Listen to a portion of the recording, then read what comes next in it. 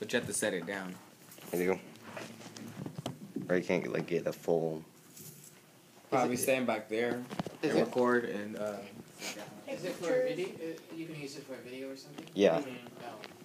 Mm-hmm. Basically, we just have to record, somehow. Yeah. Okay.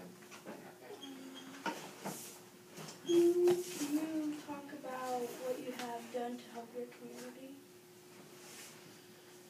Yes, I used to be a columnist for the Oregonian, and I was a columnist for 7 years, and I really tried to write about things that helped enlighten people, educate them, and also just provide a different point of view and insight. And so I did that to help build my community and help build sort of neighborliness. And I also have done things like create projects. I did a number of things that deal with culture. I co-founded the Healing Roots Center, which is a culturally specific resource center for survivors of domestic violence, and it's still going on. And I've also written grants for nonprofits. I've spoken out against injustice. I was raised by activists from the time that I could remember having memories. My parents were very involved in community. I grew up in California, in Northern California, and throughout my K through 12 experience, except for 8th grade, I was always the only black kid in my class, sometimes in my whole school.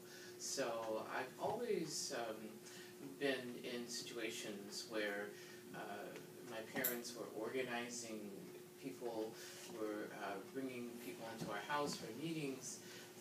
They kind of set the tone for what I would do later in life, as far as I had a responsibility to make things better for others. And even in the midst of not having such a great time myself. Okay. Yeah, so everything that I've done, I felt like has that kind of acknowledgement of my roots, of what were important to my parents, and that it was important to be engaged and involved in community in everything that I had done. So there's a lot of things that are identified probably on the website and in videos that would take up a whole lot of time. But I call myself a healing griot, and it's spelled Griot, and it's a reference to a West African person who kept the stories and gave them back to the people. So they, used creative means, which I do, such as writing and singing and dancing. So they kept those stories through those creative means to be able to share with other generations and make sure that people understood their history. So I call myself a creative griot because I do so many different creative things, and it's all about